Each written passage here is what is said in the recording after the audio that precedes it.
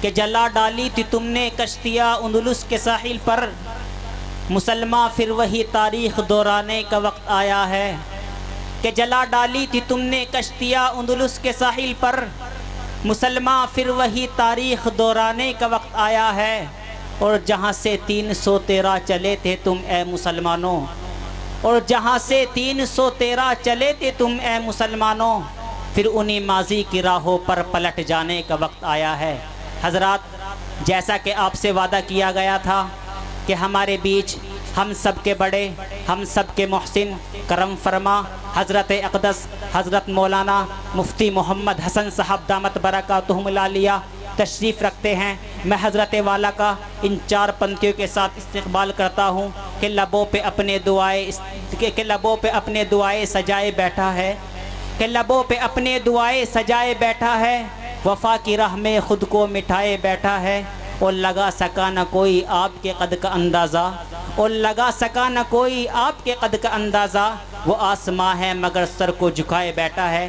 میں نہایت ہی ادب و احترام کے ساتھ درخواست کر رہا ہوں حضرت اقدس حضرت مولانا مفتی محمد حسن صاحب دامت برکاتہم العالیہ سے کہ حضرت والا منبر نور پر جلوہ افروز ہو کر ہم سب کو اپنی قیمتی نصیحتوں سے، مفید مشوروں سے ہم سب سامعین کو مستفیض فرمائیں۔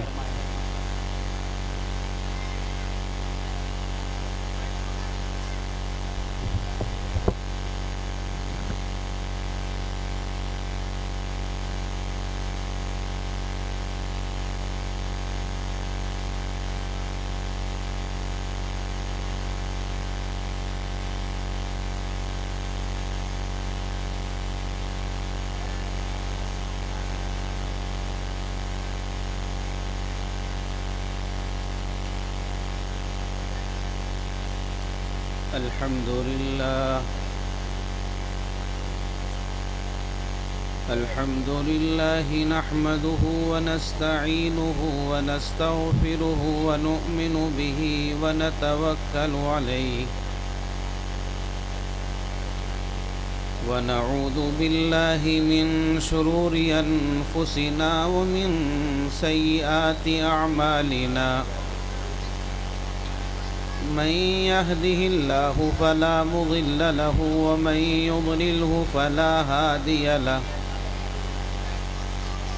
ونشهد أن لا إله إلا الله وحده لا شريك له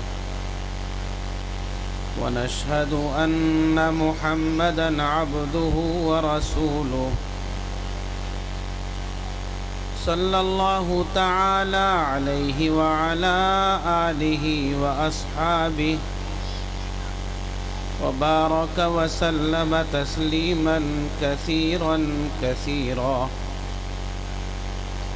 وداعيا إلى الله بإذنه وسراجا منيرا أما بعد فأعوذ بالله من الشيطان الرجيم بسم الله الرحمن الرحيم يا أيها الناس إنا خلقناكم من ذكر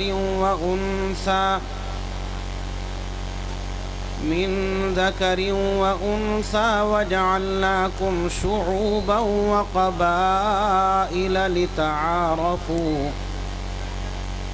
إن أكرمكم عند الله أتقاكم إن الله عليم خبير وقال سيدنا صلى الله عليه وسلم يا معشر الشباب من استطاع منكم الباءة فليتزوج فإنه أغض للبصر وأحسن للفرج وقال سيدنا صلى الله عليه وسلم إن أعظم النكاح بركة أيسره مؤونة صدق الله وصدق رسوله النبي الكريم رب اشرح لي صدري ويسر لي أمري واحلل عقدة من لساني يفقه قولي رب زدني علما اللهم صل على سيدنا محمد وعلى آل سيدنا محمد وبارك وسلم.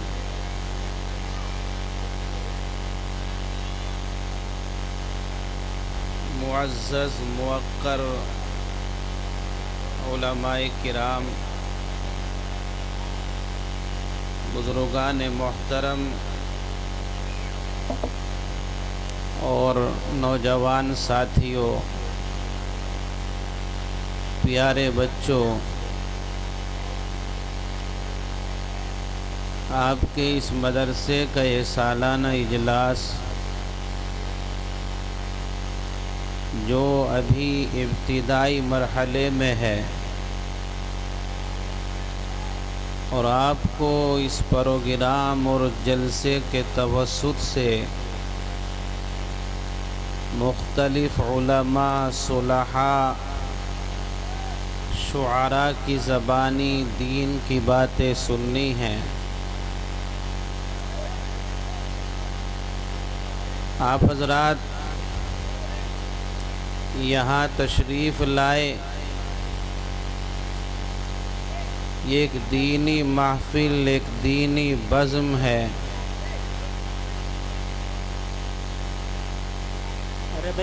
یہ کوئی میلہ ٹھیلا نہیں لگا ہوا ہے. معزز سامعین، اس بات کو بغور سن لے کہ یہ جلسہ ہو رہا ہے، کوئی ڈانس پارٹی نہیں ہو رہی ہے یہاں پہ. جس کو رہنا ہے وہ دھیان کے ساتھ سنے، جس کو نہیں رہنا ہے وہ یہاں سے نکل کے چلا جائے. ماحول خراب نہ کرے جلسے کا کوئی بھی. حضرات، جو حضرات کھڑے ہیں وہ بیٹھ جائیں. میں نہایتی ادب و احترام کے ساتھ درخواست کر رہا ہوں کہ جو حضرات کھڑے ہیں وہ پنڈال کے اندر یہیں بیٹھ جائیں جہاں پر کھڑے ہوئے ہیں. حضرت مفتی صاحب بیان فرما رہے ہیں، ان کی بات کو بغور سماعت فرمائیں.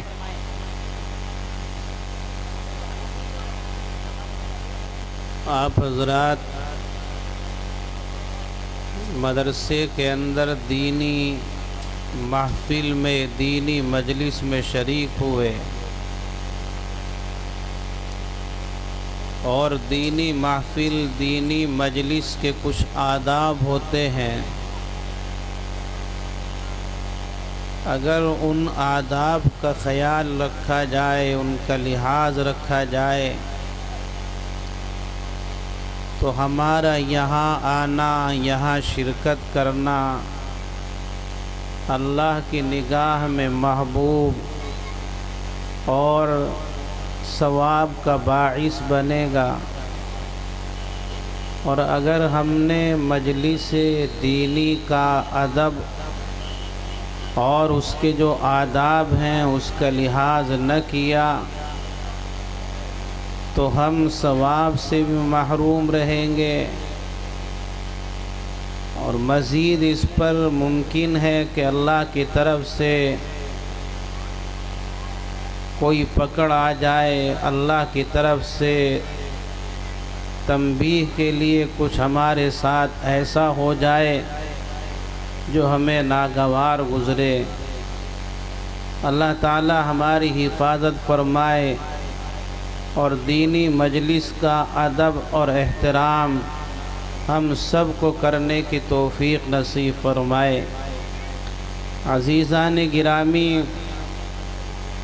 میں نے آپ کے سامنے قرآن کریم کی ایک آیت کریمہ بعدہ رسالت مآب صلی اللہ علیہ وسلم کی زبان مقدسہ سے نکلے ہوئے چند کلمات آپ کی خدمت میں پیش کیے ہیں. قرآن کریم کی اس آیت اور احادیث مبارکہ کی روشنی میں مجھے مختصراً چند باتیں عرض کرنی ہیں. جو آیت کریمہ آپ کے سامنے تلاوت کی گئی اس کے اندر حق جل جلالہ و عم نوالہ نے ارشاد فرمایا یا ایھا الناس انا خلقناکم من ذکر و انثی، اے لوگو ہم نے تمہیں ایک مذکر، ایک مرد اور ایک عورت سے پیدا کیا ہے۔ وَجَعَلْنَاكُمْ شُعُوبًا وَقَبَائِلَ لِتَعَارَفُوا، اور ہم نے تمہیں قبائل میں، خاندانوں میں، ٹکڑوں میں تقسیم کیا تاکہ تمہاری پہچان ہو سکے، متعارف تم ہو سکو۔ اللہ تبارک و تعالی نے اس آیت کے اندر انسان کی تخلیق کا تذکرہ فرمایا، اور اس کے بعد میں کچھ اور اہم باتیں اللہ نے بیان فرمائی۔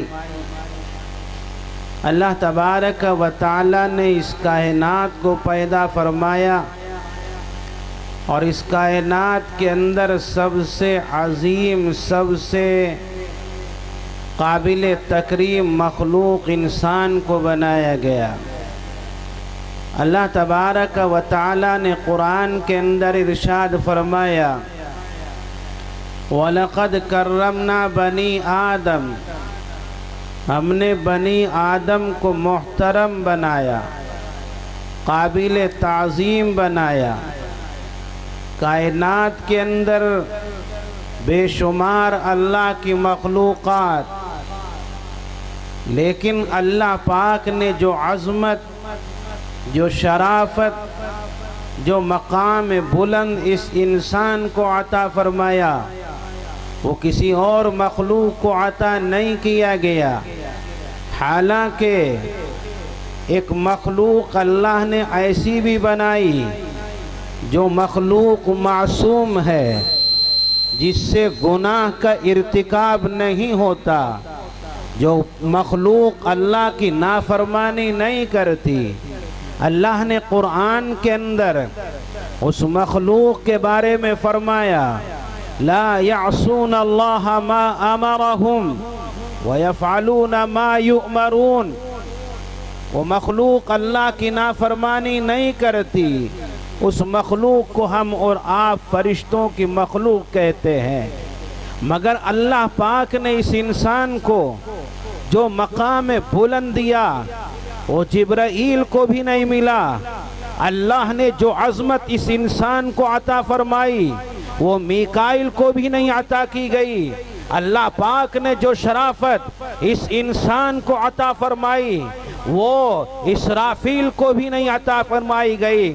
امام رازی مشہور عالم دین ہیں، مشہور مفسر ہیں، بہت سارے دلائل سے انبیاء اور انسان اور فرشتوں کے درمیان انہوں نے جو تقابل کیا ہے، فرشتوں کے مقابلے میں انسان کی برتری کو، انسان کی افضلیت کو بہت سارے دلائل سے امام رازی علیہ الرحمہ نے ثابت فرمایا ہے۔ اللہ تبارک و تعالی نے اس کائنات کے اندر بے شمار مخلوقات کو وجود بخش کر اس انسان کو سب سے محترم بنایا، سب سے مکرم بنایا، سب سے قابل تعظیم بنایا۔ اسی انسان کے بارے میں اللہ فرماتا ہے یا ایھا الناس انا خلقناکم من ذکر و انثی، اے انسانوں کی جماعت، ہم نے تمہیں ایک مرد اور ایک عورت سے پیدا فرمایا۔ اللہ تبارک و تعالی نے انسانوں کو جو بنایا، چار طریقوں سے اللہ پاک نے انسانوں کو وجود دیا۔ ان چار طریقوں میں سے 3 طریقے خاص ہیں اور ایک طریقہ عام ہے۔ اسی عام طریقے کو اللہ پاک نے اس آیت میں بیان فرمایا۔ 3 خاص طریقے کہ اللہ پاک نے انسان کو وجود دیا۔ سب سے پہلا وجود فرد بشر میں حضرت آدم کو دیا گیا۔ حضرت آدم علیہ السلام کی تخلیق کا تذکرہ اللہ نے قرآن کے مختلف مقامات پر فرمایا۔ حضرت آدم کو اللہ پاک نے وجود دیا، مخصوص طریقے پر آپ کی تخلیق فرمائی اور مخصوص طریقے پر آپ کو اللہ نے وجود دیا۔ فرشتوں کے سامنے اپنے ارادے کا اظہار فرمایا۔ وَإِذْ قَالَ رَبُّكَ لِلْمَلَائِكَةِ انی جاعل فی الارض خلیفہ، میں زمین کے اندر نائب بنانا چاہتا ہوں، اپنا قائم مقام بنانا چاہتا ہوں، اپنا خلیفہ بنانا چاہتا ہوں۔ فرشتوں کے درمیان اور اللہ کے درمیان جو گفتگو ہوئی مجھے اس تفصیل میں نہیں جانا، اللہ نے ارادہ فرمایا اور حضرت آدم علیہ السلام کا اللہ پاک نے پتلا تیار کیا۔ مختلف قسم کی مٹیاں لی گئیں اور مختلف قسموں کے پانی سے اس کو گھوندا گیا، خمیر تیار کیا گیا اور پتلا اللہ نے تیار کیا تو اس کے اندر اللہ نے جان ڈال دی، آدم علیہ السلام کو وجود مل گیا۔ اللہ پاک نے آدم کا وجود خاص طریقے پر فرمایا۔ پھر ضرورت پیش آئی حضرت حوا رضی اللہ عنہا کی، حضرت حوا علیہ السلام کی، تو اللہ تبارک و تعالی نے حضرت آدم علیہ السلام کی بائیں پسلی کا جو بچا ہوا حصہ تھا اس سے حضرت حوا کو وجود عطا فرمایا۔ حضرت آدم کو اللہ پاک نے بغیر ماں اور باپ کے وجود دیا، حضرت حوا کو بغیر ماں کے اللہ نے وجود دیا۔ حضرت آدم کا نہ کوئی باپ ہے نہ کوئی ماں ہے، اس لیے کہ اس سے پہلے کوئی انسان ہے ہی نہیں، سب سے پہلے فرد بشر آدم ہے، اس لیے ان کی نہ کوئی ماں اور نہ کوئی باپ۔ حضرت حوا رضی اللہ عنہا، مرد حضرت آدم موجود ہیں مگر حوا سے پہلے عورت کوئی نہیں ہے، سب سے پہلی عورت حضرت حوا۔ حضرت حوا کو اللہ پاک نے بغیر ماں کے وجود دیا تو حضرت آدم بھی خاص طریقے پر پیدا کیے گئے، حضرت حوا بھی خاص طریقے پر پیدا کی گئی۔ جب یہ مرد اور عورت دونوں کو وجود مل گیا، دونوں کا وجود ہو گیا تو اللہ پاک نے عام طریقہ جاری فرمایا جس کا تذکرہ قرآن کی آیت میں فرمایا گیا، اِنَّا خَلَقْنَاكُم مِّن ذَكَرٍ وَأُنثَىٰ، ہم نے تمہیں ایک مرد اور ایک عورت سے وجود دیا ہے۔ حضرت آدم، حضرت حوا رضی اللہ عنہما، ان دونوں کی وجود سے اللہ پاک نے نسل انسانی کو عروج دیا، نسل انسانی کو پروان چڑھایا اور یہ انسان بڑھتے چلے گئے، ان کی تعداد میں اضافہ ہوتا چلا گیا۔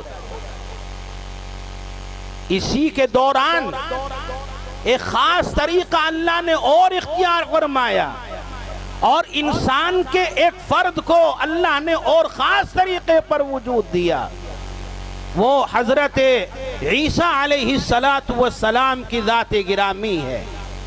حضرت عیسیٰ علیہ السلام کو اللہ پاک نے وجود دیا، وہاں باپ کوئی نہیں ہے ان کا۔ حضرت آدم کا نہ کوئی باپ نہ کوئی ماں، آدم کی نہ کوئی ماں نہیں ہے اور حضرت عیسیٰ کا کوئی باپ نہیں۔ حضرت مریم رضی اللہ عنہا جو اللہ کی نیک بندی تھی اور بیت المقدس کے امام کی لخت جگر اور صاحبزادی محترمہ تھی، حضرت مریم کے والد کا انتقال ہوا، ماں نے منت مانی کہ جب میرا بچہ پیدا ہوگا تو میں اس بچے کو بیت المقدس کی خدمت کے لیے آزاد کروں گی، اسے اپنے گھر کے کام کاج نہیں کراؤں گی، اسے بیت المقدس کا خادم بناؤں گی۔ حضرت مریم رضی اللہ تعالی عنہا کی والدہ حمل سے ہیں، جب بچہ پیدا ہوا تو مذکر کی صورت میں نہیں بلکہ مؤنث کی صورت میں، اور اس وقت کے اندر بیت المقدس کے خدمت کے لیے مردوں ہی کو آزاد کیا جاتا تھا، بیت المقدس کے خادم اور امام مرد ہی ہوا کرتے تھے، خدمت کے لیے کوئی عورت طے نہیں ہوتی تھی۔ تو ان کی والدہ نے افسوس کے ساتھ اور تحسر کے ساتھ کہا کہ میں نے تو اسے مؤنث جنا ہے، میں نے تو اسے لڑکی جنا ہے، میں اپنی منت کو کیسے پورا کروں؟ لڑکی کو خادمہ بیت المقدس کا نہیں بنایا جا سکتا۔ اللہ تبارک و تعالی نے فرمایا تھا وَلَيْسَ الذَّكَرُ كَالْأُنثَىٰ، کہ مریم کی ماں کو مخاطب کر کے کہا کہ جس بچے کی تو خواہش لیے ہوئے تھی اور جس مذکر کی تو خواہش اور امید کر رہی تھی، وہ بچہ ایسا نہ ہوتا جیسی لڑکی ہے۔ اللہ پاک نے حضرت مریم کو مقدس بنایا اور مریم ہی کے بطن سے اللہ نے حضرت عیسیٰ کا تولد فرمایا۔ یہ مریم رضی اللہ عنہا چونکہ امام بیت المقدس حضرت عمران کی لخت جگر ہیں، جب ان کا تولد ہوا تو بیت المقدس کے جو خدام تھے اور وہاں کے جو خدمت کرنے والے افراد تھے، ان کے درمیان میں ایک بحث چھڑی، ایک مسئلہ اٹھا کہ ہمارے امام کی بیٹی پیدا ہوئی ہے، اس کی کفالت کون کرے، اس کی خدمت کون کرے، اس کی پرورش کا انتظام کون کرے؟ ہر بیت المقدس کا خادم چاہتا تھا کہ یہ خدمت میرے سپرد کر دی جائے، ان کی پرورش کا انتظام میرے حوالے کر دیا جائے، مگر کسی کے بارے میں بات طے نہیں ہو پا رہی تھی۔ انہیں خدام میں سے ایک خادم حضرت زکریا جو اللہ کے پیغمبر ہیں، وہ بھی انہیں خدام میں سے تھے۔ حضرت زکریا کہتے کہ اس بچی کی خدمت میرے حوالے کرنی چاہیے، اس لیے کہ میری اس سے رشتہ داری ہے، اس سے قرابت کا تعلق ہے، مگر دوسرے خدام اس کے لیے تیار نہیں تھے۔ معاملہ یہ طے پایا کہ قرآن اندازی کر لی جائے۔ جن قلموں سے تورات کو لکھا گیا تھا، ان قلموں کے ذریعے قرآن اندازی کی گئی کہ ان قلموں کو نام لکھ کر کے پانی کے اندر چھوڑ دیا جائے، جس کے نام کا قلم سیدھا کھڑا رہے گا اسی کے حوالے اس کی کفالت کر دی جائے گی۔ اللہ کی قدرت، حضرت زکریا کا نام کا جو قلم تھا وہ پانی کے اندر سیدھا رہا، حضرت زکریا کے حوالے ان کی کفالت کر دی گئی۔ حضرت زکریا علیہ السلام نے بیت المقدس میں ان کے لیے ایک حجرہ بنوایا، ایک بالا خانہ بنوایا اور اس کے اندر ان کو چھوڑا اور ضروریات کا انتظام زکریا کرتے۔ تیل کی ضرورت پڑتی حضرت زکریا پہنچاتے، کھانے کی ضرورت پڑتی حضرت زکریا پہنچاتے۔ ایک مرتبہ حضرت زکریا نے دیکھا کہ مریم کے کمرے کے اندر، مریم کے حجرے اور بالا خانے کے اندر بے موسم کے پھل رکھے ہوئے ہیں۔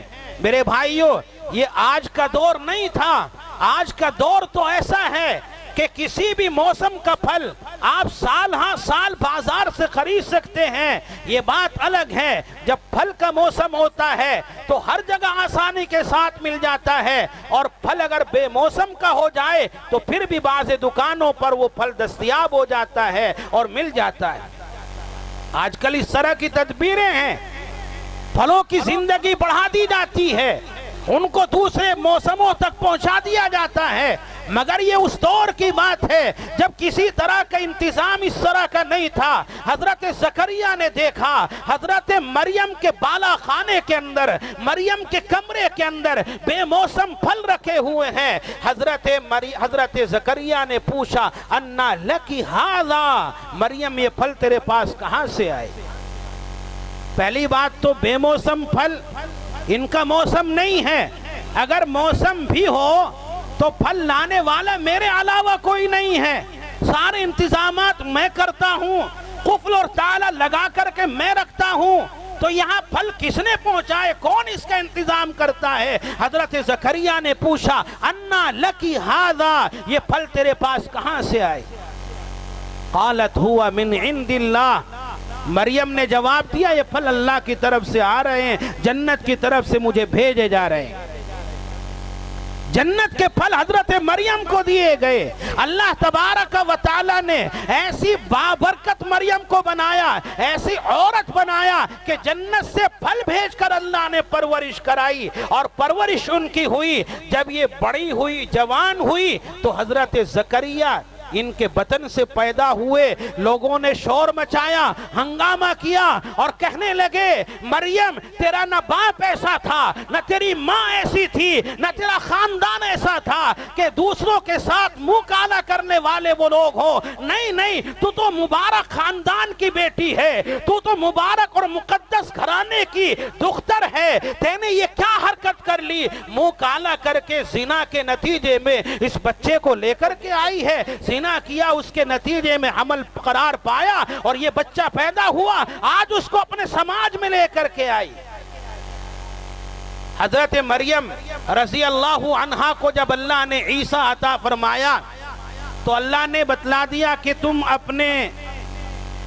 آپ اپنی آبادی میں، اپنے قوم میں لے کر کے اس بچے کو جاؤ گی، لوگ تجھ سے سوال کریں گے، پوچھیں گے بچہ کہاں سے لے کر کے آئی، تو کہہ دینا کہ میں نے بولنے کا روزہ رکھا، فَلَنْ أُكَلِّمَ الْيَوْمَ إِنسِيًّا، میں کسی انسان سے بات نہیں کروں گی۔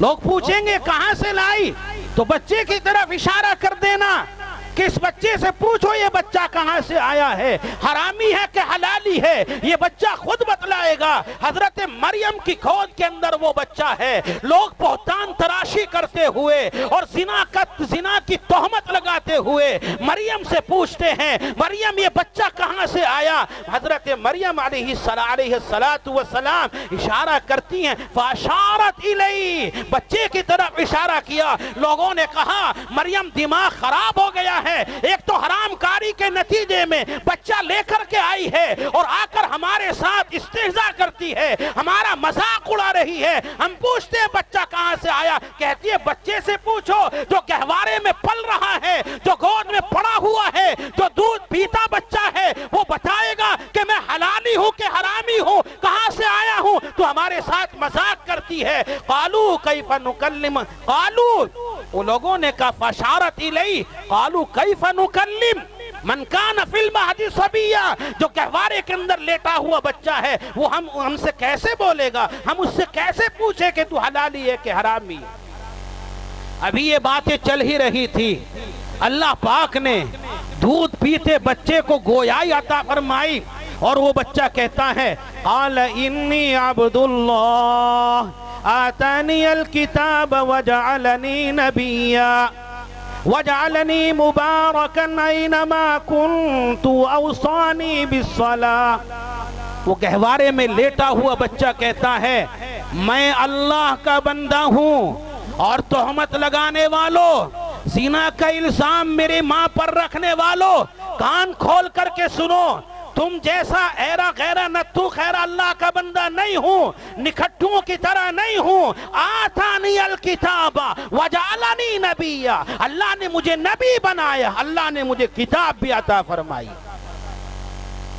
حضرت مریم اللہ کی نیک بندی، اللہ نے عیسیٰ کو پیدا فرمایا، وہاں کوئی باپ نہیں ہے، اللہ نے خاص طور پر جبرائیل امین کو بھیجا اور انہوں نے پھونک ماری، اس کے نتیجے میں حمل قرار پایا۔ اس کی تفصیل میں جانے کا موقع نہیں ہے۔ تو یہ تین خاص طریقے، اللہ نے آدم کو خاص طریقے سے بغیر ماں اور باپ کے پیدا کیا، حضرت حوا کو بغیر ماں کے پیدا کیا، حضرت عیسیٰ کو بغیر باپ کے وجود عطا فرمایا۔ یہ تین انسان ہیں جو خاص طریقے پر پیدا کیے گئے ہیں۔ باقی اس کے علاوہ جتنے انسان آئے یا ہیں یا قیامت تک معرض وجود میں آئیں گے، اِنَّا خَلَقْنَاكُمْ مِنْ ذَكَرٍ وَأُنْثَىٰ، عام طریقہ یہی ہے، مرد عورت باہم اختلاط کرتے ہیں، باہم ملتے ہیں، اللہ کا حکم قرار پاتا ہے، بچہ معرض وجود میں آتا ہے، کبھی لڑکا پیدا ہوتا ہے، کبھی لڑکی پیدا ہوتی ہے، اللہ کی قدرت ہے، اللہ جسے چاہے لڑکے دے، اللہ جسے چاہے لڑکیاں دے۔ یہ کسی پیر کے ہاتھ میں نہیں ہے، کسی ولی کے ہاتھ میں نہیں ہے، کسی قطب کے ہاتھ میں نہیں ہے، کسی بزرگ کے ہاتھ میں نہیں ہے کہ بزرگ سے جا کر آدمی تعویذ لے لے اور اس پر یقین کر کے بیٹھ جائے۔ بزرگ نے تعویذ دے دیا، لڑکا ہی پیدا ہوگا۔ تدبیر کے طور پر کام کیے جا سکتے ہیں، لیکن ان تدبیروں پر یقین کرنا اس کی شریعت اجازت نہیں دیتی۔ میرے بھائیوں، اگر یہ اختیار کسی بزرگ کے ہاتھ میں ہوتا، کسی ولی کے ہاتھ میں ہوتا، تو سارے نبیوں کے نبی، سارے ولیوں کے سردار محمد عربی صلی اللہ علیہ وسلم کے گھر میں اور حضرت عائشہ کے بطن سے نہ کوئی لڑکا ہوا نہ لڑکی ہوئی۔ روایات کے اندر آتا ہے، حدیث پاک کے اندر تذکرہ کیا گیا ہے، حضرت عائشہ حاضر مجلس ہیں، اللہ کے نبی تشریف فرما ہیں، ایک بچہ کھیلتا ہوا آیا، حضرت عائشہ کبھی اس بچے کو دیکھ رہی ہیں، کبھی اللہ کے نبی کے رخ انور کو دیکھ رہی ہیں۔ اللہ کے نبی سمجھ گئے کہ ان اشاروں میں عائشہ کیا کہنا چاہتی ہیں۔ اللہ کے نبی نے ارشاد فرمایا، عائشہ یہ اختیار میرے ہاتھ میں نہیں ہے، یہ تو اللہ کے ہاتھ میں ہے۔ یَحَبُ لِمَن یَشَاءُ اِنَاثًا وَیَحَبُ لِمَن یَشَاءُ الذُّکُورَ، اللہ جسے چاہے دے، جسے چاہے نہ دے، جسے چاہے لڑکا دے، جسے چاہے لڑکی دے، یہ میرے تصرف کی چیز نہیں۔ اللہ نے حضرت عیسیٰ کو پیدا فرمایا، باقی ساری کائنات کو عام طریقہ جو توالد و تناسل کا ہے، تخلیق انسان کا ہے، اس عام طریقے پر ہر انسان کو پیدا کیا گیا۔ میرے بھائیوں، مرد اور عورت کا مختلط ہونا، ملنا، اس کے دو طریقے ہیں، ایک طریقہ حرام ہے اور ایک طریقہ حلال ہے۔ کوئی مرد اور عورت، کوئی لڑکا لڑکی بغیر نکاح کے ملیں، ملاقات کریں، صحبت کریں تو شریعت میں ناجائز اور حرام، اور قرآن نے کہا وَلَا تَقْرَبُوا الزِّنَا إِنَّهُ كَانَ فَاحِشًا، زنا تو کرنا دور کی بات ہے، زنا کے قریب بھی نہیں جانا۔ زنا کی سزا شریعت میں بھیانک بیان کی گئی ہے۔ اللہ کے اوپر اللہ کے نبی نے جو قرآن ہمیں دیا، اللہ نے جو قرآن اتارا، اس قرآن کے اندر سزا بیان کی گئی۔ اگر شادی شدہ مرد عورت زنا کا ارتکاب کر لے، نظام اسلام جاری ہو، سنسار کر کے ختم کر دیا جائے، ہلاک کر دیا جائے، اتنے پتھر برسائے جائیں، نہ مرد رہے نہ عورت رہے، دونوں ہلاک ہو جائیں۔ بغیر شادی شدہ اگر یہ عمل انجام دے، زنا کا ارتکاب کرے، تو ان کو کوڑے برسائے جائیں، ان کو کوڑے مارے جائیں۔ تو شریعت میں طریقہ حرام، ناجائز، ایک طریقہ حلال ہے جس کے بارے میں اللہ کے نبی نے فرمایا، یا معشر الشباب من استطاع منکم الباء فلیتزوج فإنہ اغض للبصر واحسن للفرج۔ اللہ کے نبی فرماتے ہیں، اے نوجوانوں کی جماعت، جس کے اندر سکت ہو، طاقت ہو، شادی کرے، نکاح کرے۔ یہ نکاح کے بعد آپسی میل ملاپ، یہ حلال طریقہ ہے، اور صرف حلال طریقہ ہی نہیں ہے، باعث اجر و ثواب۔ میرے بھائی اور بزرگوں، کائنات یہ جو اللہ پاک نے بنائی اور انسانوں کے وجود کو بڑھایا اور اس کی نسل چلائی، یہ حرام طریقہ بھی نسل انسانی کو پروان چڑھانے کے لیے ہو سکتا تھا۔ نکاح کی کوئی ضرورت نہ ہوتی، شادی کی کوئی حاجت نہ ہوتی، مگر یاد رکھو میرے بھائیوں، اگر بغیر نکاح، بغیر شادی کے مرد اور عورت، لڑکا اور لڑکی ملتے اور اسی کو جاری کر دیا جاتا، تو اس کے اندر بڑی تباہ کاریاں، بڑے مفاسد اور بڑی خرابیاں اس کے اندر۔ اور بغیر شادی کے، بغیر نکاح کے جو عورت اور مرد اور لڑکا اور لڑکی کا ملاپ ہوتا ہے، محبت ہوتی ہے، یہ خود غرضی کی محبت ہوتی ہے، یہ محبت عارضی ہوتی ہے، اور یہ محبت اس کے اندر دیر پا ہونے کی کیفیت نہیں ہوتی۔ اللہ پاک نے نکاح ایک ایسی چیز رکھی ہے کہ نکاح کے بعد میاں اور بیوی کے درمیان جو محبت ہوتی ہے، جتنی عمر بڑھتی جاتی ہے، جتنا وقت گزرتا جاتا ہے، محبت میں بڑھوتری اور اضافہ ہوتا چلا جاتا ہے۔ بہرحال مجھے اس موضوع پر زیادہ گفتگو نہیں کرنی، میں عرض یہ کر رہا تھا کہ دو طریقے مرد عورت کے ملنے کے، ایک طریقہ حرام کا، ایک طریقہ حلال کا۔ حلال طریقہ نکاح ہے، اور اسی نکاح کے بارے میں نبی اکرم صلی اللہ علیہ وسلم نے ہمیں ہدایات جاری فرمائی، ہمیں طریقہ نکاح کرنے کا بتلایا۔ اور آج ہم جب اپنی بیاہ شادیوں کو دیکھتے ہیں، اپنی تقریبات کو دیکھتے ہیں، تو پورے طور پر ہماری بیاہ شادیاں نبی اکرم صلی اللہ علیہ وسلم کی تعلیمات اور آپ کی ہدایات کے خلاف نظر آتی ہیں۔ آج یہ انسان چند چیزوں کے لیے دنیا میں جی رہا ہے، دنیا میں کما رہا ہے، تو اس کے مقاصد کوئی نیک نہیں ہیں، بلکہ بیہودہ مقاصد کے لیے وہ محنت، مزدوری، تجارت، کمانا دمانا کرتا ہے۔ ایک مقصد یہ ہوتا، پیسے آ جائیں گے، مکان اچھا سا بنا لوں گا، پیسہ اکٹھا ہو جائے گا، ذرا آن بان کے ساتھ اپنے بچوں کی شادیاں کر لوں گا، نکاح کروں گا، دھوم دھام کے ساتھ شادیاں رچاؤں گا۔ یہ چند مقاصد ہیں جس کے تحت آدمی کماتا ہے، محنت کرتا ہے۔ اور حال کیا ہے؟ آدمی 20 سال کماتا ہے، 25 سال کماتا ہے، اور بچیوں کی شادی کی جب باری آتی ہے تو جب سے بچی جوانی کی دہلیز پر چڑھتی ہے، ادھر ماں باپ کی نیند حرام ہونا شروع ہو جاتی ہے۔ خرافات اور رسومات آج ہماری بیاہ شادیوں کے اندر اتنی ہیں کہ جو ہی بچی جوانی کی دہلیز پر قدم رکھتی ہے، کھانا بھی حرام، پینا بھی حرام، نیند بھی حرام، بس اب ایک ہی فکر لگی ہوتی ہے، بچی جوان ہوتی جا رہی ہے، اس کی شادی کرنی ہے، اور اسے پتا ہے سماج کے اندر منہ پھاڑے ہوئے بھیڑیاں ہیں جو جہیز کا مطالبہ کرنے والے ہیں، جہیز کے لالچی ہیں، جہیز کے بغیر رشتے ناتے نہیں ہوتے، بغیر مطالبات کے نکاح نہیں ہوتے، شادیاں نہیں ہوتی۔ اب اسی تگ و دو میں وہ انسان اپنی صبح و شام کو گزارتا ہے۔ اور یہ رسم ایک دو نہیں ہے۔ حضرت حکیم الامت مجدد الملت مولانا اشرف علی تھانوی علیہ الرحمہ نے اصلاح الرسوم کے اندر ایک چارٹ بنایا اور اس کی تفصیل ذکر فرمائی کہ کتنی خرافات اور کتنی رسومات آج ہماری شادیوں کے اندر پائی جاتی ہیں۔ لڑکی یا لڑکے کے رشتے کے دیکھنے کی باری آتی ہے، بس اسی وقت سے رسومات کی ابتدا ہو جاتی ہے اور نہ جانے کب تک چلتی رہتی ہے۔ لڑکی کو دیکھنے کی باری آئے گی تو بھیڑ بھاڑ اکٹھی ہو کر کے لڑکی کو دیکھنے کے لیے جائیں گے، مرد بھی جائیں گے، عورتیں بھی جائیں گی، اچھی خاصی بھیڑ جاتی ہے، اور وہاں جا کر کے ناشتہ کھانا اس کے اوپر بڑا سرمایہ خرچ ہوتا ہے۔ اور دیکھتے کیا ہے جا کر؟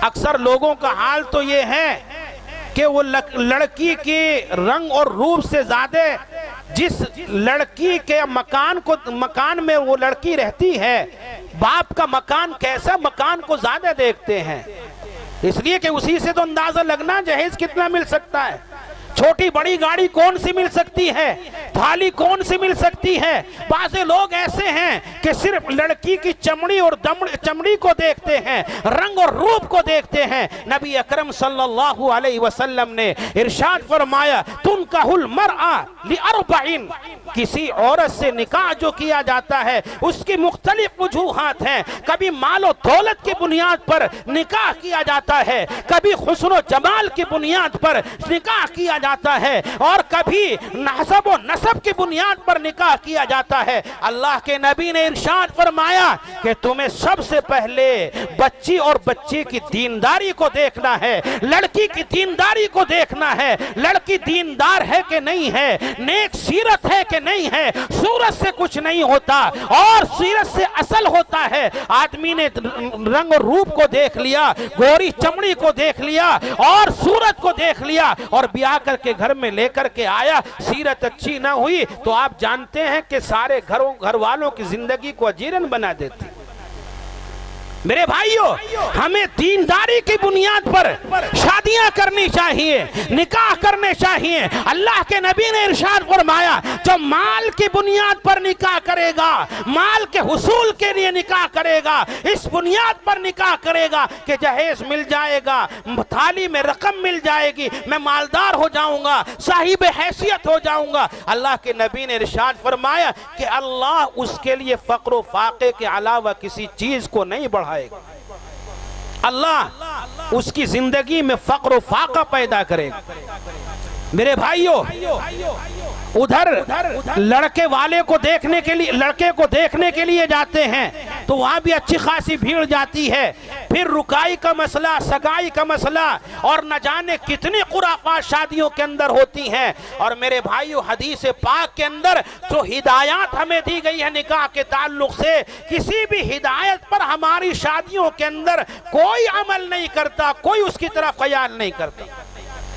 اللہ کے نبی نے ارشاد فرمایا کہ نکاح کو مسجدوں کے اندر کرو، نکاحوں کا اعلان کرو، نکاح کے پروگراموں کو آسان کرو۔ اللہ کے نبی نے فرمایا اعظم النکاح برکہ ایسرہ مؤونہ، جو شادی، جو نکاح بوجھ کے اعتبار سے سب سے ہلکا ہوگا اس کے اندر برکت زیادہ ہوگی، اور برکت کے اعتبار سے وہ نکاح اور وہ شادی عظیم ہوگی۔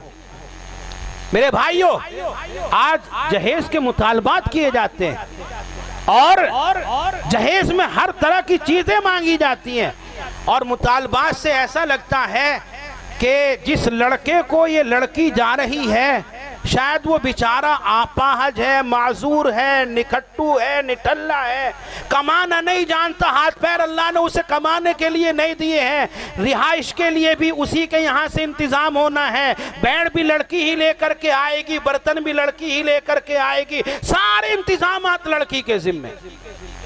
ارے اللہ کے بندے، تجھے اللہ نے انسان بنایا ہے، تیری بازو میں طاقت اللہ نے رکھی ہے، یہ کس لیے رکھی ہے؟ اللہ نے تجھے مرد ہی اس لیے بنایا کہ تجھے ضرورت ہے بیٹ کی تو کما کر بیٹ خرید، تجھے ضرورت گاڑی کی ہے تو کما کر گاڑی خرید، تجھے اور چیزوں کی ضرورت ہے تو اپنی محنت مزدوری کر کے اپنی بازو کی طاقت سے کما کر اپنی ضروریات کو پورا کر۔ یہ عورت کا کام تھوڑا ہی، الرجال قوامون علی النساء، قوام اللہ نے مرد کو بنایا۔ میرے بھائیوں آپ حضرات جانتے ہیں کہ ہر طرح کا سامان لڑکے کی شادی میں لڑکی والوں کی طرف سے آتا ہے، اور شادی سے پہلے لڑکے والے کا گھر ویرانہ سا لگتا ہے، گھر میں کوئی رونق نہیں، کوئی چمک دمک نہیں۔ ہاں جہیز کا سامان آ کر کے پڑا تو اب گھر کے اندر رونق پیدا ہو جاتی۔ میرے بھائیوں یہ اس طرح کی رسومات، جہیز کا مطالبہ، تھالی کا مطالبہ، کبھی آپ نے اپنے کسی عالم سے پوچھا کہ اس کی حیثیت کیا ہے؟ اور سب جانتے ہیں کہ ناجائز حرام ہے، ایک اعتبار سے ڈاکہ ہے، ایک اعتبار سے ظلماً دوسرے کا مال ہڑپ کرنا۔ میرے بھائیوں آج ہم اپنے سماج کے اندر کسی کا پیسہ چوری کر لینا گناہ سمجھتے ہیں، کسی کا مال لوٹ لینا گناہ سمجھتے ہیں، مکان، دکان، عہدے اور کھیتوں کو، کھلیانوں کو دکھا کر کے مال کا لوٹ لینا ہم گناہ نہیں سمجھتے۔ یہ جہیز کیا ہے؟ یہ سب یہی تو ہے۔ بہترین مکان دکھایا، لڑکے کی جاب بتلائی، لڑکے کی ڈگری بتلائی، کاروبار بتلایا، کھیتوں کو، کھلیانوں کو بتلایا۔ ان تمام چیزوں کے بتلانے کا مقصد یہ ہوتا ہے کہ ہمارا بیٹا لائق اور فائق ہے، اچھے سے میں فروخت ہونا چاہیے، اچھی قیمت اس کی لگنی چاہیے، بازار میں نیلامی اچھی قیمت میں اس کی ہونی چاہیے۔ میرے بھائیوں انتہائی شرم کی بات ہے، انتہائی بے غیرتی کی بات ہے کہ ہم اس طرح سے بہت سے غریب بچوں پر ظلم کر رہے ہیں، اور اسی وجہ سے بہت سی غریب بچوں کے نکاح نہیں ہو رہے ہیں، شادیاں نہیں ہو پا رہی ہیں۔ آج اس جہیز کی رسم نے ایک سماج کے اندر تعفن پیدا کر دیا ہے، اور اسی جہیز کی رسم کی وجہ سے نکاح مشکل ہو گئے اور زناکاری عام اور آسان کر دی گئی۔ کسی شاعر نے بڑے عجیب انداز میں کہا، عجب ماجرا حضرات دیکھیے، داماد مانگتا ہے خیرات دیکھیے۔ یہ خیرات ہی تو ہے۔ اللہ کے نبی نے ارشاد فرمایا اعظم النکاح برکہ ایسرہ معونہ. اور حال کیا ہے ہمارا؟ چاہے جتنا بڑا نمازی ہو، جتنا بڑا قاضی ہو، جتنا بڑا حاجی ہو، جتنا بڑا تبلیغی ہو، اور تو اور علماء کا حال یہی ہے کہ جب بیاہ شادی کی باری آئے گی تو پھر علم کا چولا ایک طرف، حج کر کے آیا حاجی پہ ہونے کا چولا ایک طرف، تبلیغی ہونے کا لباس ایک طرف. اب تو سارے کام وہ کرنے ہیں جو سماج کے اندر رسومات کے طور پر کیے جاتے ہیں، جو خرافات سماج کے اندر کی جاتی ہیں، سارے کے سارے کام وہ کرنے. اور میرے بھائیوں، بعض کام تو ایسے ہیں کہ ان میں نہ دنیا کا فائدہ نہ آخرت کا فائدہ. بہت سے حضرات سوچ رہے ہوں گے کہ آج بڑے سے مولوی صاحب ہوگی جہیز کے خلاف تقریر کرنے لگے، شادی کی باری آئی ہوگی تو خود بھی جہیز مانگا ہوگا، جہیز لیا ہوگا. الحمدللہ میں دارالعلوم دیوبند کا طالب علم تھا. جب میرا رشتہ طے پایا میں نے سب سے پہلی شرط یہی رکھی تھی، صرف نکاح کے بعد میں لڑکی آئے گی، جہیز نام کی کوئی چیز نہیں ہوگی. اگر شرط منظور ہو تو نکاح قبول ہے، ورنہ کسی اور بچے کو تلاش کر لو. میرے بھائیوں، ہم عزم تو کریں، ارادہ تو کریں. اور یہ رسم اتنی خطرناک ہے کہ اس رسم سے ہر ایک آدمی پریشان ہے، غریب بھی پریشان اور مالدار بھی پریشان، مگر چھوڑنے کے لیے کوئی تیار نہیں.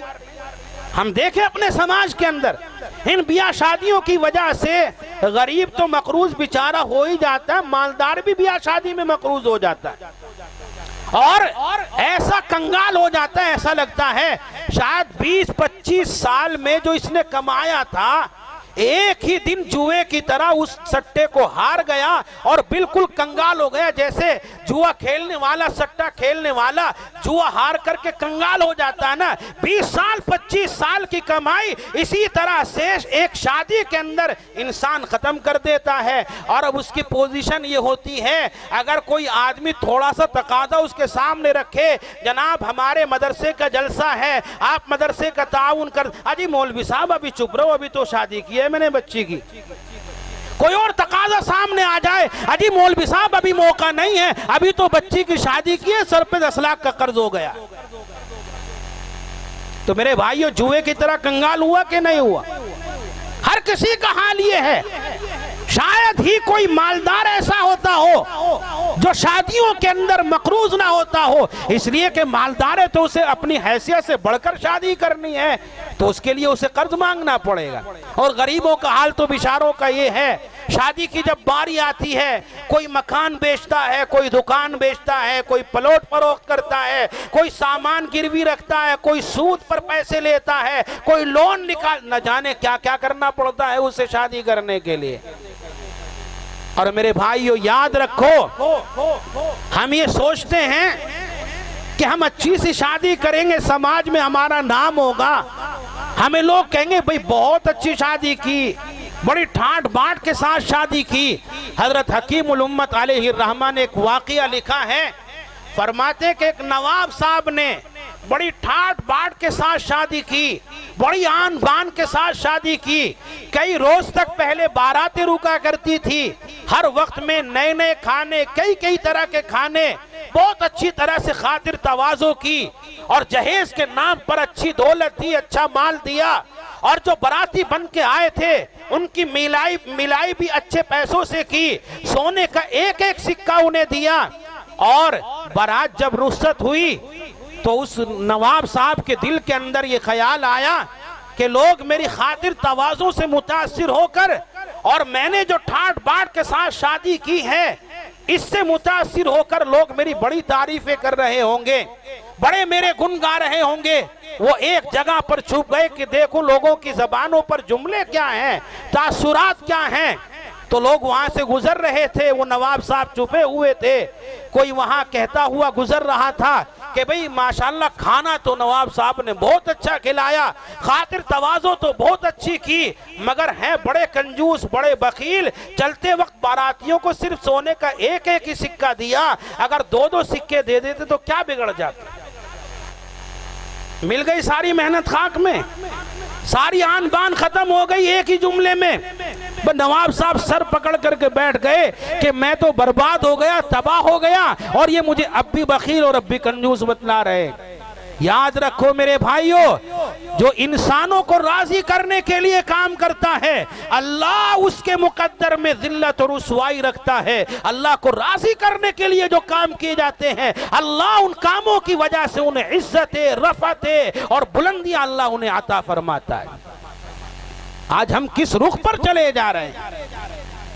آج مسلم سماج کا حال یہ ہے، آج مسلم معاشرے کا حال یہ ہے کہ بڑی بڑی آبادیاں، کوئی بڑا ڈاکٹر نظر نہیں آتا، کوئی بڑا افسر نظر نہیں آتا، کوئی بڑا وکیل نظر نہیں آتا، کوئی بڑا حاکم نظر نہیں آتا۔ کیوں؟ اس لیے کہ ہمیں اپنے بچوں کے پڑھانے کی فرصت ہی نہیں ہے، ہمارے پاس مال ہی نہیں ہے۔ ہاں ہم پیسہ کماتے ہیں، ہم محنت کرتے ہیں، ہم مزدوری کرتے ہیں، ہم سرمایہ اکٹھا کرتے ہیں، ذرا اچھا سا مکان بن جائے، ٹائل پتھر مکان پہ لگ جائے، دیکھنے والوں پہ روب پڑے، شادی کی باری آ جائے تو ٹھاٹ باٹ کے ساتھ اپنے بچوں کی شادی کر دے۔ نہ ان کے پڑھانے کی فکر، نہ ان کی تعلیم کی فکر، نہ وہ ہمارے بچے باسلیقہ بنے، مہذب بنے، باشعور بنے، اس کی ہمارے لیے ہاں کوئی کوشش نہیں، کوئی صحیح تعلق سے ہمارے یہاں نہیں۔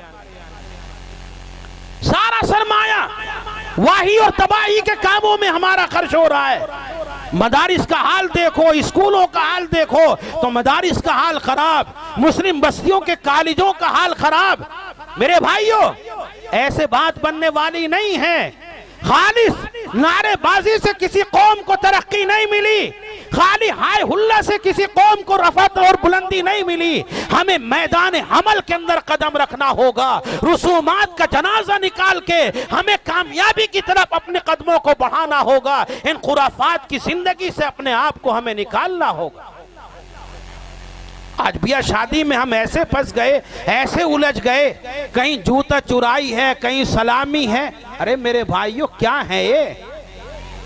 آج جوتا چرائی ہر شادی کا ایک حصہ اور جزو لا ينفك بن چکا ہے۔ جوتے چرائی کے بغیر شاید ہی کوئی نکاح مکمل، کوئی شادی پوری ہوتی ہو۔ اور عجیب حال یہ، جوتا چرائی کا انعام مانگا جاتا ہے۔ شریعت تو کہتی ہے کہ جو چوری کرنے والا مرد ہو، چوری کرنے والی عورت ہو، السارق والسارقۃ فاقطعوا ایدیہما، ان کے ہاتھ کاٹ ڈالو۔ اور ہم کہتے ہیں کہ ہم نے چوری کی ہیں جوتے، ہمیں انعام دو۔ انعام مانگا جاتا چوری کے نام پر۔ الامان الحفیظ، یہ ساری غیروں کی رسمیں ہیں، یہ غیروں کا شعار ہے۔ آج بیاہ شادیوں کے اندر سلامی کا سلسلہ بڑے عروج پر ہے۔ اور سلامی کیا ہے؟ لوگ اسے سلامی کا نام دیتے ہیں۔ سلامی کا لفظ تو یہ بڑا مقدس لفظ ہے، بڑا مبارک لفظ ہے، اور لوگ ایسے حرام کام کو شریعت جس کی اجازت نہیں دیتی اسے سلامی کا نام دیتے ہیں۔ میں اسے کہا کرتا ہوں سلامی نہیں، یہ حرامی ہے، یہ حرامی ہے۔ دولہا بن کر لڑکا آیا، سلامی کی باری آئی تو اب حال کیا ہوتا ہے؟ اس نوجوان دولہے کے ساتھ میں اوباش قسم کے اس کے یار، اس کے دوست سلامی پر پہنچتے ہیں۔ آپ نے دیکھا ہوگا اگر اس دولہے کا کوئی دوست، کوئی یاری نیک صالح سا ہو، صوفی جی سا ہو، تبلیغ سے جڑا ہو، مدرسے سے جڑا ہو، تو دوسرے ساتھی اس سے کہتے ہیں اجی صوفی جی آپ کا کام نہ سلامی پہ جانے کا، آپ کیا کرو گے وہاں جا کے؟ آپ مت جاؤ وہاں پر، یہ تو ہم جیسے بدماشوں کا کام ہے۔ اب وہاں جاتے ہیں، وہاں پہنچ کر کیا ہوتا ہے؟ اس لڑکے کے ساتھ میں بدماش قسم کے، اوباش قسم کے لڑکے ہوتے ہیں، اور نوجوان لڑکیاں ہوتی ہیں۔ وہ کرائے کی نہیں ہوتی، میری اور آپ کی بیٹی ہوتی ہیں، ان لوگوں کی بیٹی ہوتی ہیں جو اپنے آپ کو اونچی ناک والا سمجھتے ہیں، بڑی عزت والا سمجھتے ہیں، بڑے بلند مقام والا سمجھتے ہیں، ان لوگوں کی بچیاں ہوتی ہیں، نوجوان لڑکیاں ہوتی ہیں۔ وہ ادھر سے چھیڑخانی کر رہے ہیں، یہ ادھر سے چھیڑخانی کر رہے ہیں، اور اس کا نام سلامی رکھا گیا۔ ہماری غیرتوں کو کیا ہوا؟ ہماری شرم کہاں چلی گئی؟ ہماری غیرت کا جنازہ نکل گیا۔ ہم اپنے آپ کو اونچی ناک والا سمجھتے ہیں اور بڑی عزت والا سمجھتے ہیں، باشرم سمجھتے ہیں، اور حال یہ ہے کہ ہماری بچیاں ہنسی مذاق اور کھلا ٹھٹا نوجوانوں کے ساتھ میں لگائیں، ہمیں کبھی اس کی فکر نہیں ہوتی۔ ہم اپنی بچیوں کو منع کریں، اس سلامی کے رواج کو ختم کریں۔ میرے بھائیوں، یہ سراسر ناجائز اور حرام کام، اور کیا ہوتا ہے سب آپ حضرات جانتے ہیں۔ ان مرحلوں سے نوجوان بھی گزرے، بوڑھے بھی گزرے، سب کو پتا ہے کتنی بدماشیاں سلامی کے نام پر ہوتی، بچے بھی ہمارے، بچیاں بھی ہماری، اور کبھی کبھی بات بہت آگے تک بڑھ جاتی ہے، پھر مار پٹائی تک نوبت پہنچتی ہے، اور طرح طرح کی خرافات سامنے آتی ہیں۔ میرے بھائیوں، شرعی طور پر قطعاً اس چیز کی اجازت نہیں ہے، سراسر حرام اور ناجائز۔ آج ہمارے یہاں ابھی تک تو شہروں کا ماحول تھا، بیاہ شادیوں کے اندر جانور بن کر کے کھانا شہروں میں کھایا جاتا تھا، اب یہ دیہاتوں کے اندر بھی سلسلہ چل گیا، دیہاتوں کے اندر بھی شادی گھر بن گئے، فنکشن ایسے ہونے لگے کہ کھڑے ہو کر ان کے اندر کھانا کھلایا جاتا ہے۔ میرے بھائیوں، یاد رکھو، کھڑے ہو کر کا کھانا یہ انسان کا مزاج نہیں ہے، جانور کا مزاج ہے۔ آپ دیکھیے، آپ کے گھروں کے اندر جانور پلتے ہیں، گائے بھینس پلتی ہیں، بکریاں پلتی ہیں، کیا آپ نے کبھی کسی گائے بھینس کو بیٹھ کر چارہ کھاتے دیکھا؟ اگر کوئی گائے بھینس بیٹھ کر کے چارہ کھائے تو مالک سمجھ جاتا ہے کہ یہ بیمار ہے، کھڑے ہو کر چارہ نہیں کھا رہی، بیٹھ کر کے چارہ کھا رہی ہے، اس کی بیماری کا فیصلہ کیا جاتا ہے، اس کے علاج کی فکر کی جاتی ہے۔ میرے بھائیوں، جب جانور بیمار ہوتا ہے بیٹھ کر کھانا کھاتا ہے، آج انسانیت بیمار ہو گئی ہے، انسان کھڑے ہو کر کے کھانا کھا رہا ہے۔ اللہ پاک نے ہمیں ایک بہترین دین دیا، ہمیں بہترین شریعت دی، اور سارے کام ہمارے لیے سلیقے کے اللہ نے بتلائے۔ ہم انسان بنے، انسان بن کر کے اپنے کاموں کو انجام دے، ہماری دنیا بھی اچھی ہوگی، ہماری آخرت بھی اچھی ہوگی۔ آج ہم بیاہ شادی کے نام پر اتنے آگے بڑھ گئے، یقین جانیے غیروں کو ہم نے پیچھے چھوڑ دیا خرافات اور رسومات میں، اور ہم آگے نکل گئے۔ غیروں کے یہاں اتنی خرافات نہیں ہیں، اتنی خرافات ہماری بیاہ شادیوں کے اندر۔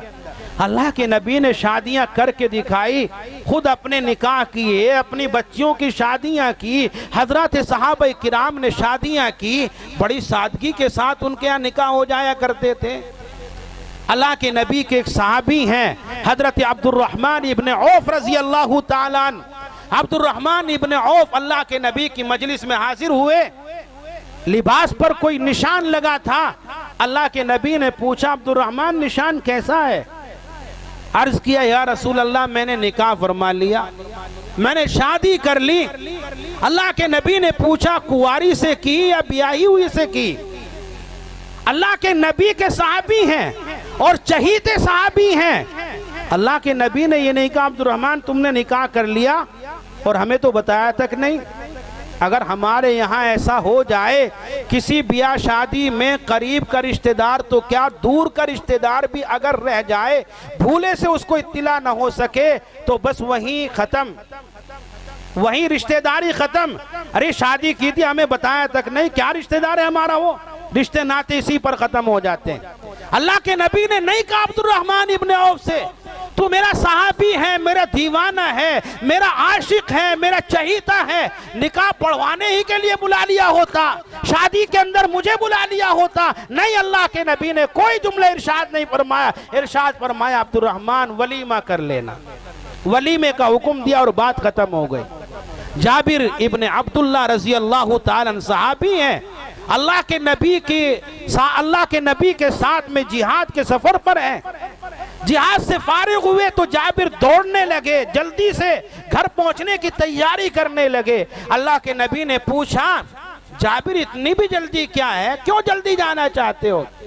عرض کہ یا رسول اللہ میں نے نکاح کیا تھا اور نکاح کر کے یہاں چلا آیا اس لیے جلدی جا رہا ہوں۔ اللہ کے نبی نے نہیں کہا جابر مجھے کیوں نہیں بتلایا، اس لیے کہ ان کے یہاں یہ سب چیزیں تھی نہیں، بڑی سادگی کے ساتھ ان کے یہاں نکاح ہوا کرتے تھے۔ اور تاریخ کی کتابوں میں ایسے ایسے واقعات آپ کو ملیں گے کہ خیر ان کی نقل اتارنا تو بہت دور کی بات ہے، یہ تو بڑے لوگوں کا کام ہے، لیکن ان واقعات سے ہمیں ذرا عبرت حاصل کرنی چاہیے، کچھ سبق ہمیں لینا چاہیے۔ سعید ابن المسیب رحمت اللہ علیہ بڑے مشہور تابعی ہیں اور بڑے مشہور محدث ہیں، جلیل القدر اللہ کے نبی علیہ السلام کے علوم دینیہ کے امین اور محافظ ہیں۔ سعید ابن المسیب رضی اللہ رحمت اللہ علیہ کے مجلس کے اندر ایک نوجوان آیا کرتا تھا جس کا نام عبداللہ بن ابی وداع ہے۔ ایک مرتبہ وہ مجلس سے غائب ہوا، حضرت سعید ابن المسیب نے پوچھا سعید عبداللہ کئی روز تک مجلس میں نہیں آئے، کہاں غائب رہے؟ جواب دیا حضرت جی بات دراصل یہ ہے کہ میری اہلیہ کا انتقال ہو گیا تھا، انتقال کی وجہ سے میں مصروف رہا، کاموں کے اندر پھنسا رہا، اس لیے آپ کی مجلس میں شریک نہیں ہو سکا۔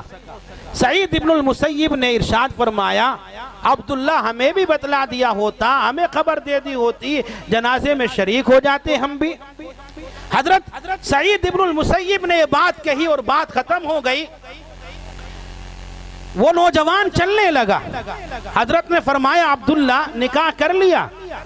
نوجوان نے کہا حضرت جی 2-3 آنے کا میں آدمی، پہلے ہی نکاح پتہ نہیں کیسے کیسے ہوا تھا، کسی نے اپنی بچی دے دی تھی، مجھ غریب سے کون اپنی بچی کا نکاح کرے گا، کون شادی کرے گا؟ سعید ابن المسیب نے فرمایا تم نکاح کے لیے تیار ہو، نکاح کرنا چاہتے ہو؟ نوجوان نے کہا حضرت اگر نکاح ہو جائے بہت اچھی بات ہے، میں تیار ہوں۔ حضرت نے فرمایا نیچے بیٹھو۔ وہ نوجوان نیچے بیٹھا، سعید ابن المسیب نے خطبہ نکاح پڑھا اور اپنی بچی کا نکاح اس نوجوان کے ساتھ کر دیا۔ اس بچی کے نکاح میں اس بچے کے نکاح میں، نوجوان کے نکاح میں اپنی بچی کو دے دیا اور پھر فرمایا کہ تمہارا نکاح ہو چکا ہے۔ وہ نوجوان وہاں سے کھڑا ہوا، نوجوان کہتا ہے کہ جب میرا نکاح ہو گیا میں اتنا خوش ہوا اور میں وہاں سے چلا تو دل کے اندر ایک ہی خیال تھا اپنی بیوی کی رخصتی کر کے لے جاؤں گا، اس کے لیے گھر میں کچھ کھانے پینے کا انتظام کرنا ہے۔ اتنا مفلس اتنا غریب کے گھر میں کھانے کے لیے بھی کچھ نہیں، پینے کے لیے بھی کچھ نہیں، کچھ قرض وہ کسی سے لینا چاہتا تھا، قرض لے کر کے گھر کا انتظام کرنا چاہتا تھا۔ روزے سے تھا، مغرب کی نماز کا وقت ہوا، روزہ افطار کیا، نماز سے فارغ ہو کر وہ نوجوان گھر پہنچا۔ کہتا ہے کہ جب میں مغرب سے فارغ ہو کر گھر میں پہنچا تو کھانے کا کوئی خاص انتظام گھر کے اندر نہیں تھا، روٹی کے ٹکڑے گھر کے اندر پڑے ہوئے تھے اور زیتون کا تیل رکھا ہوا تھا۔ میں نے روٹی کے ٹکڑے زیتون سے کھانے شروع کیے، اسی دوران کسی نے دروازے پر دستک دی، دروازہ بجایا، میں نے آواز لگائی، پوچھا کون ہے؟ جس نے دروازہ بجایا باہر سے آواز آئی سعید ہوں۔ نوجوان کہتا ہے میں نے سعید نام سنا تو میرے وہم و گمان کے اندر بھی یہ بات نہیں آئی کہ شیخ اور میرے مربی اور اتنے بڑے حضرت میرے گھر کے دروازے پر آ گئے ہوں گے اور تشریف لائے ہوں گے۔ نوجوان کہتا ہے یہ خیال میرا اس لیے نہیں گیا، میں جانتا تھا سعید ابن المسیب کو 40 سال کا لمبا عرصہ ہو چکا ہے، کسی کے دروازے پر نہیں گئے، گھر سے مسجد جاتے ہیں، مسجد سے اپنے گھر آتے ہیں، 40 سال کے اندر ان 2 جگہوں کے علاوہ کسی تیسری جگہ نہیں پہنچے، میرا وہم و گمان بھی نہیں ہوا کہ سعید یہاں پر تشریف لائے ہوں گے۔ نوجوان کہتا ہے میں دروازے کی طرف دوڑا، میں نے دروازہ کھولا تو سامنے شیخ تشریف فرما ہے۔ میں نے کہا حضرت آپ کیوں تشریف لے آئے؟ مجھے بلا لیا ہوتا، مجھے حکم دے دیا ہوتا، میں مجلس کے اندر حاضر ہوتا۔ حضرت سعید ابن المسیب نے فرمایا نہیں، آپ کو بلانے کی ضرورت نہیں تھی، جب رات ہونے لگی تو میں نے سوچا نوجوان کی شادی ہو چکی ہے اور نوجوان اپنی بیوی کے بغیر رات گزارے، یہ مجھے مناسب نہیں لگا، میں آپ کی بیوی کو، اپنی لخت جگر کو اپنے ساتھ میں لے کر کے آیا ہوں۔ ہاتھ پکڑا، اپنی بچی کو گھر کے اندر داخل کیا اور واپس لوٹ گئے۔ گئے. نوجوان کہتا ہے کہ وہ نوجوان بچی میری بیوی گھر کے اندر داخل ہوئی, شرم کی وجہ سے زمین پر گر گئی. میں نے دروازہ بند کیا, جلدی سے چراغ کی روشنی میں جو روغن زیتون رکھا تھا, روٹی کے ٹکڑے رکھے تھے, انہیں کنارے لگایا, انہیں سنگوایا اور اپنی بیوی کو ایک جگہ بٹھایا اور گھر سے باہر نکلا, اپنی چھت پر چڑھا اور میں نے جا کر اعلان کیا, اے لوگو میرا نکاح ہو چکا ہے. اور یہ اعلان اس لیے کیا کہ لوگ مجھے متہم نہ کریں, مجھے یہ نہ کہیں اس کی تو بیوی مر گئی ہے, اس کے گھر کے اندر کون عورت آ گئی,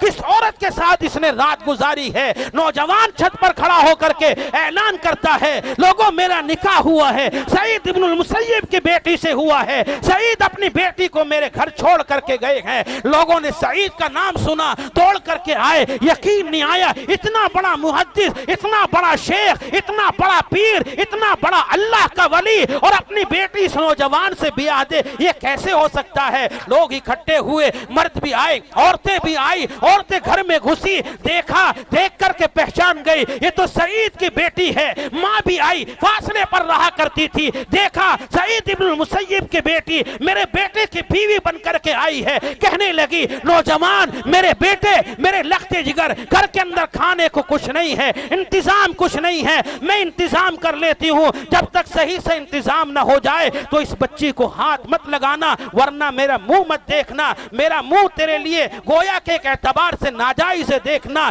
یہ کہہ کر ماں چلی گئی اور اللہ کے نیک بندے یہ نوجوان اس بچی کے ساتھ اپنی زندگی گزارتے ہیں. آپ سوچ رہے ہوں گے سعید کی بچی کی شادی کوئی نہیں کر رہا ہوگا, نوجوان سے زبردستی بیاہ دی, زبردستی اس کے گھر چھوڑ کر کے آ گئے. نہیں نہیں میرے بھائیوں, تاریخ کی کتابیں اٹھا کر کے دیکھو, سعید ابن المسیب کی اس نوجوان بچی کو جس کا ہاتھ ایک نوجوان مفلس کے ہاتھ میں دیا ہے, مورخین نے لکھا ہے کہ اپنے زمانے کا اور اس دور کا جو خلیفہ تھا, خلیفہ عبد الملک, اس نے اپنے شہزادے کے لیے اس بچی کا ہاتھ مانگا تھا. ولید کا نکاح کرنا چاہتا تھا بادشاہ, لیکن سعید ابن المسیب نے منع کر دیا تھا, انکار کر دیا تھا. اور جب باری آئی نکاح کی تو ایک مفلس کے ہاتھ میں ہاتھ تھما دیا اور اس کے ساتھ میں نکاح کر دیا.